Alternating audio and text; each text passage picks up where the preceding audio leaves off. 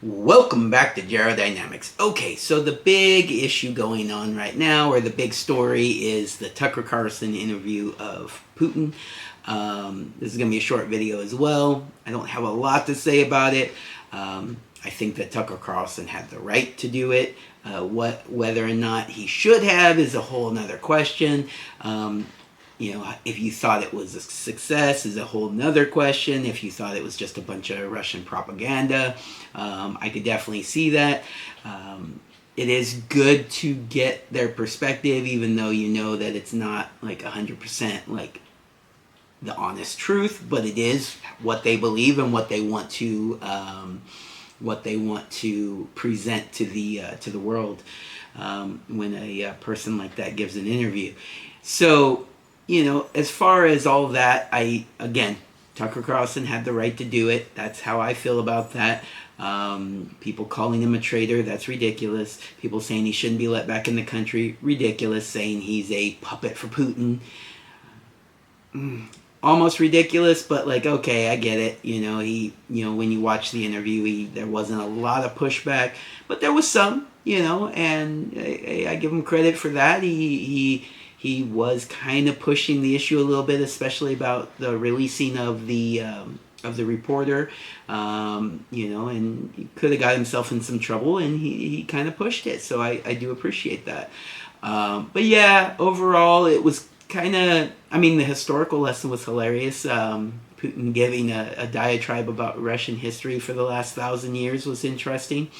Wasn't expecting that one. I don't think anybody was, including Tucker, who just seemed flabbergasted and almost wanted to interrupt over and over again, but only interrupted a few times. But it does make sense. It wasn't 100% accurate, but from my understanding, it was pretty close.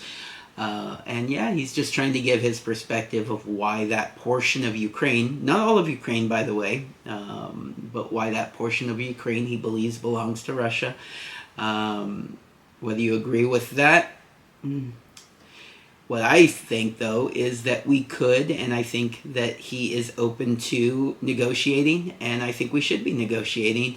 Unfortunately, that is going to lead to not everybody getting what they want, which is what happens in negotiations. Everybody wants Israel to come to the table. That's a whole nother video, I think, but everybody wants Israel to come to the table and negotiate, and not everybody's going to get what they want there either, but they're insisting on it. But for some reason here, we think that Ukraine's going to win a war with Russia, and that no negotiating should happen. That seems silly. But yeah, I also don't agree with Putin invading in general. We caused problems, Ukraine caused problems, but you don't resolve those with causing a bunch of innocents to be killed. A bunch of civilians and a bunch of troops that really don't want to be fighting.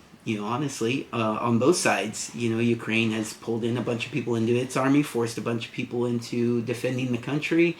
Russia has forced a bunch of people into their army, forcing them to, in their minds, defend their country and to invade another country to do that.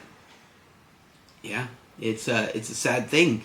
And no, we don't want to see that. But, you have to negotiate to get out of it. You can't. There's not going to be an end to the war unless you negotiate it. And so having that said is not propaganda. There was propaganda aspects to it, but it's not propaganda in and of itself. You do have to negotiate these things. The denazification was an interesting moment in the interview where he was talking about how Ukraine does need to denazify, which, of course, we should all agree with, but because it's coming from Putin, a lot of people are arguing and saying that that's ridiculous and that there's no Nazis there. No, there's Nazis there. Are they running the country? Is it, because it's like here in the U.S., are there Nazis here? Yeah, of course, there are some Nazis. There's like a handful of Nazis, right?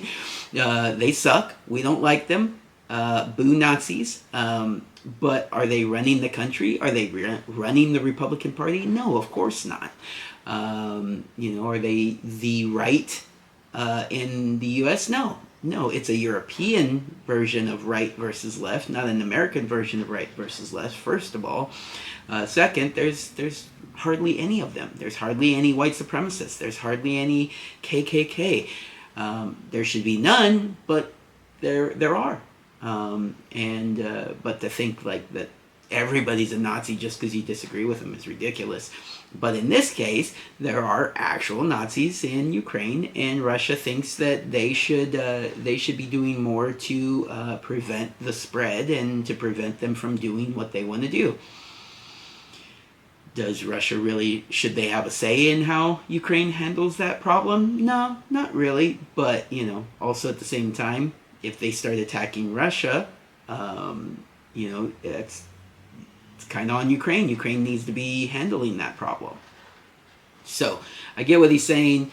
Definitely denazification probably isn't the reason they invaded. Come on now. I don't think it's that big of a problem, but it's a problem and it should be addressed.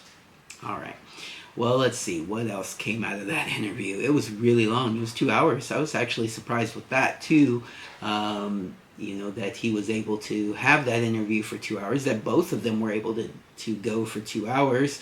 It was a lot of things that they talked about, but there was also a lot of going around in circles, and probably didn't need to be as long as it was, especially the history lesson. Probably could have done an abbreviated version of the history lesson there, Mr. Putin.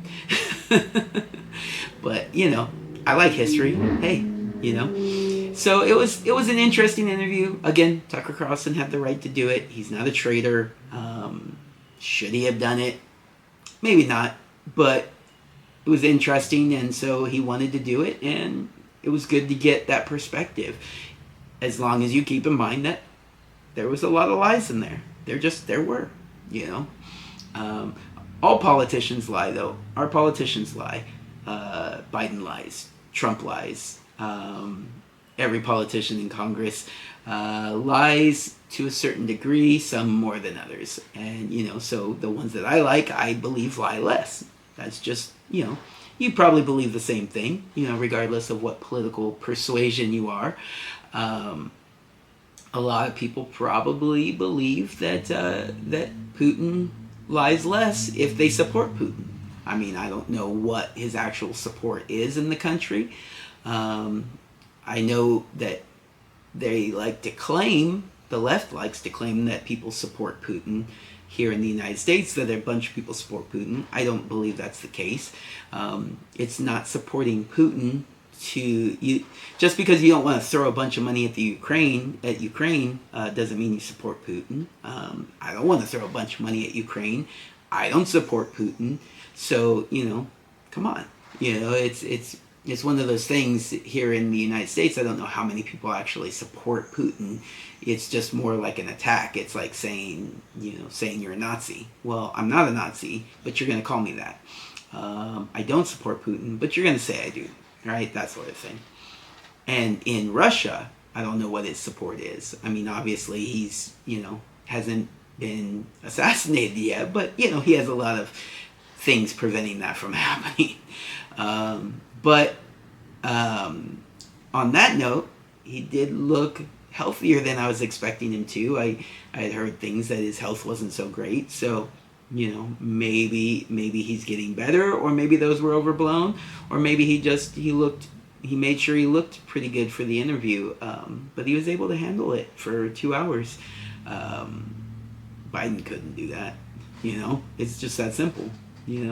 Not that Putin's better than Biden because he can do a 2-hour interview. He's not. I wouldn't want Putin to be my president, but I don't want Biden to be my president either. So it is what it is. So don't take that out of context. I'm not saying that I would want Putin to be president over Biden. I wouldn't. But that doesn't mean I need to want Biden to be president. All right, so this one's getting to be almost 10 minutes, talking about the Tucker Carlson interview. What did you think? How did you feel it went? Was there any truth in the interview, or was it all lies? Right? That's kind of where we need to take it, because I know definitely there were some lies, maybe a lot of lies. was there some truth in there? And if that's the case, does he really want peace? Does he really want to negotiate? Does he really want a world that doesn't have to fight each other to make sure everybody's interests are met? I believe we could have that. So if I believe that we could have that, he might believe it. Or propaganda. You decide. All right, everybody. Leave a comment. Hey, let's have a conversation about these things that we talk about, or that I talk about. I would love to do that.